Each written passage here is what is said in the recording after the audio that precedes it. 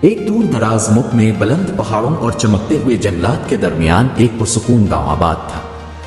گاؤں والے اپنی فصلوں پر خوشحال زندگی گزار رہے تھے اور کبھی خوف کو نہ جانتے تھے، جب تک کہ ایک دن آسمان سیاہ نہ ہو گیا اور ایک خوفناک ڈریگن آتر آیا۔ اس ڈریگن کا نام اوسکرون تھا، جس کے جسم پر رات کی طرح سیاہ پیر اور آنکھیں جلتے ہوئے لاوے کی مانند چمکتی تھی۔ اس نے گاؤں والوں سے سونا کھانا اور خراج کا مطالبہ کیا اور دھمکی دی کہ اگر انہوں نے اس کی بات نہ مانی تو وہ گاؤں کو جلا کر راکھ کر دے گا۔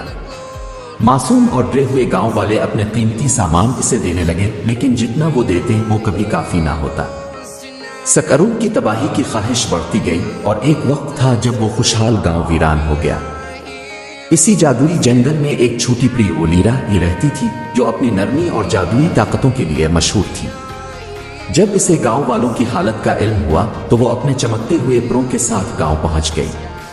لیرا نے گاؤں والوں سے وعدہ کیا کہ وہ انہیں سکرون کے عذاب سے بچائے گی، لیکن گاؤں والے شک میں تھے، اتنی چھوٹی پری ایک خوفناک ڈریگن کو کیسے شکست دے سکتی ہے؟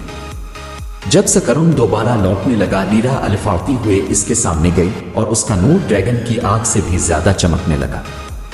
اس نے ایک طاقتور جادو کیا اور سکرون کے سامنے سونے اور خزانے کا فریب باندھ دیا۔